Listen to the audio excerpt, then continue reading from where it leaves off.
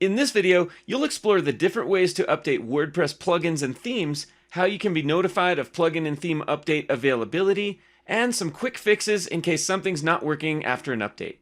Because plugins and themes are the responsibility of the author and developer and are generally works in progress, it makes sense that by updating, you could potentially introduce incompatibilities or other errors. Still, it's best to update as soon as there's a new version available for security reasons, but having a quick restore available makes it painless to keep everything updated properly.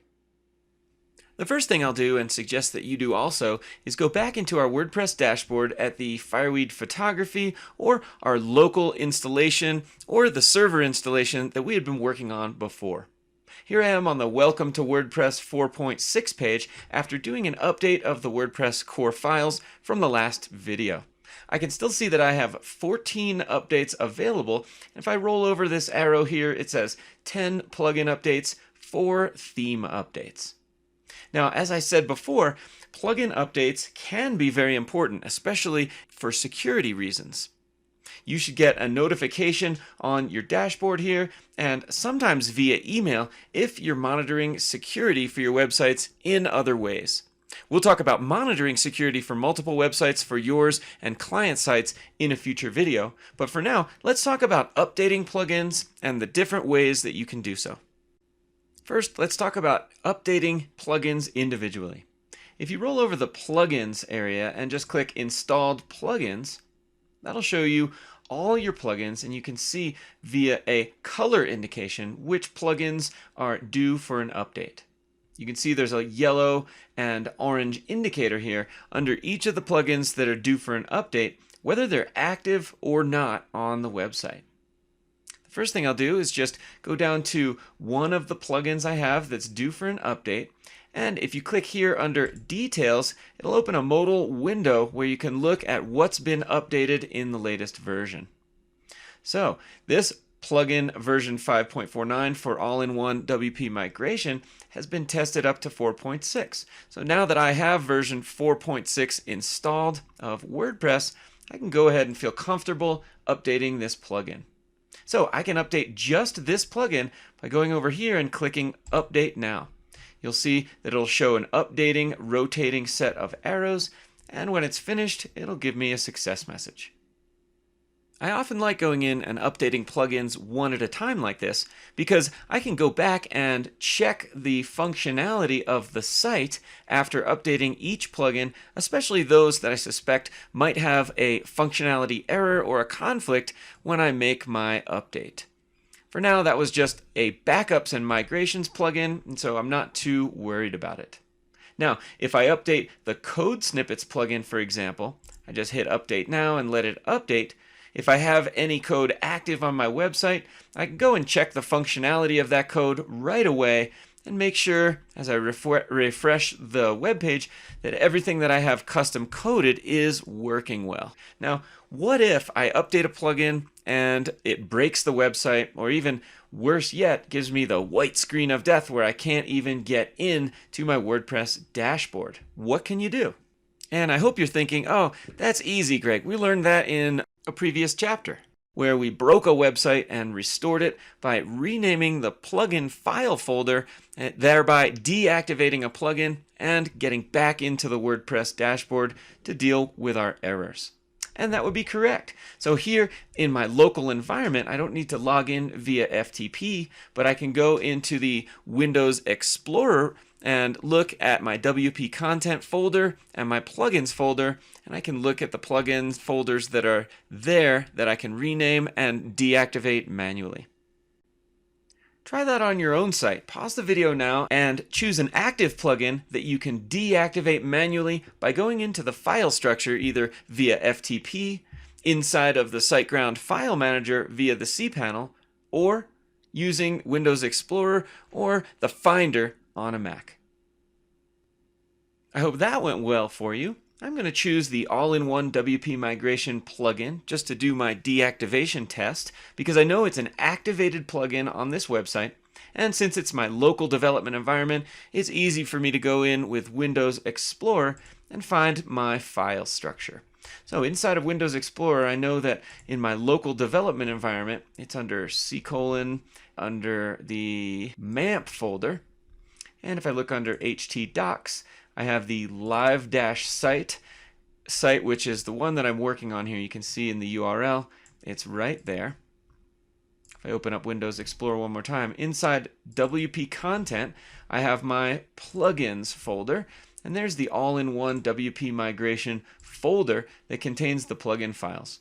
So I've clicked a second time to highlight the name of the plugin, and I'm just going to type -rename, and that'll deactivate the plugin for me. So if I go back into the WordPress dashboard, I'm on the plugins page, I can just refresh the page, and you can see that the plugin will become deactivated. Here it is here. It's showing it inside the database, but it shows me an error. It's been deactivated due to an error. The plugin file does not exist. That just means that it's looking for it under the original name, and it can't find it. So it's deactivated this plugin, and if that were causing the problem, if my site had gone down or something, I could then restore my WordPress dashboard and my website by just manually deactivating that plugin.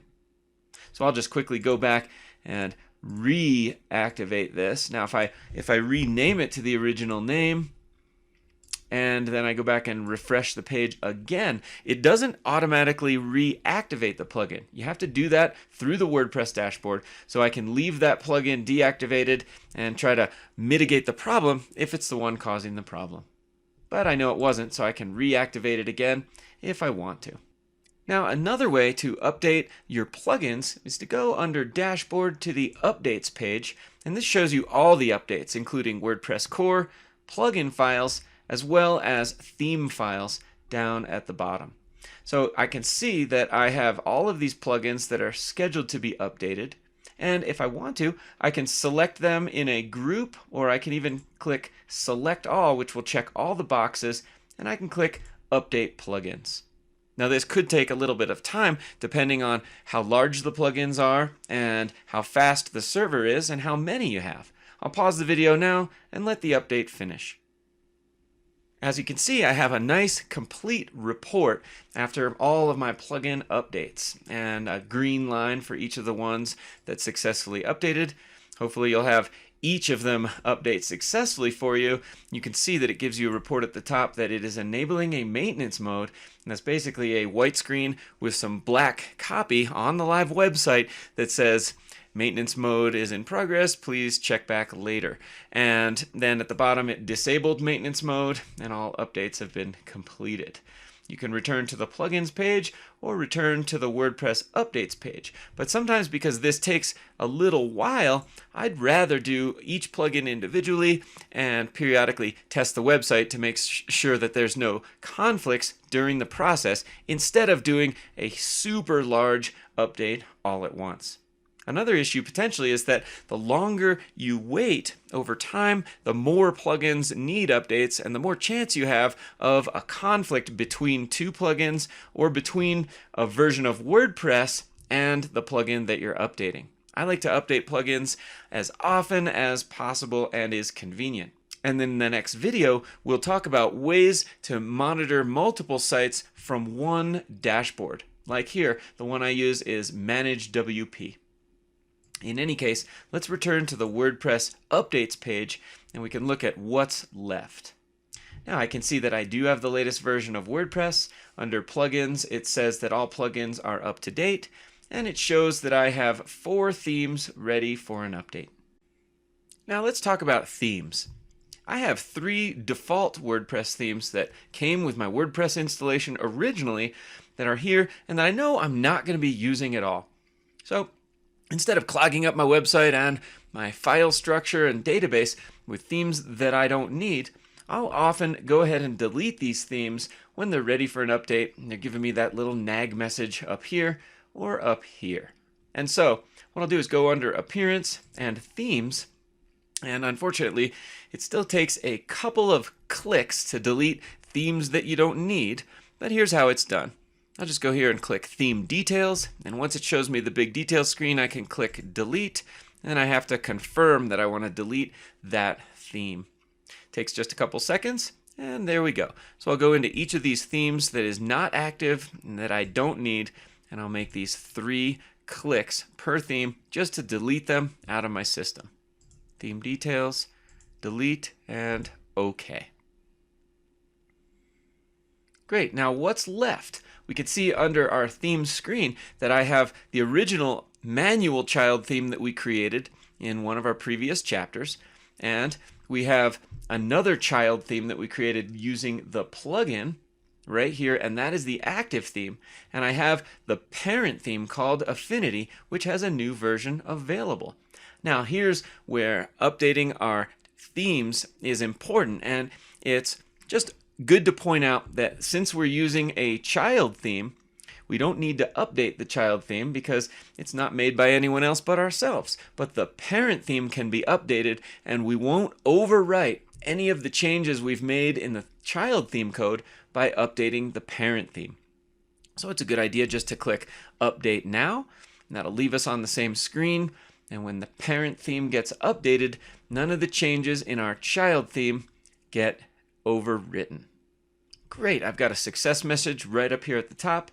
And I could have done that theme update just by going to the updates screen where I was before and doing it just like we did the plugins down at the bottom. Well, now I don't have an update nag right here at the top, nor any notifications down on my side menus under plugins or under updates here. And if I go to this updates page, you could see that everything is updated and there. Now, I do want to go over to my website itself, make sure I refresh the page, make sure there's no problems with my theme or on my website at all. This looks great, just like we had set it up before. Excellent, and I'll go down to the bottom and make sure my customization here in the child theme is still active and looking good. That looks great. Now, it's worth noting that you can deactivate a theme if you introduce an update and it does break the website in some way. You would just go back into your file structure, either via FTP or via the Explorer or the Finder if you're working locally. Go back into the WP Content folder, open up Themes, and identify which theme you just updated that's causing the problem, and you could go through the same technique by just renaming that theme, and then it will deactivate itself. In this lesson, you worked on one of your previous WordPress installations either locally or at your live server and updated plugins and themes. You also looked at how you would go about deactivating a plugin or theme in the case that the update has caused a problem. In the next video, we'll look at some different options for managing multiple websites from one central location. There are a bunch of different third-party services, many free with paid upgrades, that can make it easier to manage updates for multiple sites. Using this process, you can manage a group of WordPress sites for yourself or for your clients, saving time by accessing them as a group instead of having to log into each one individually. See you there.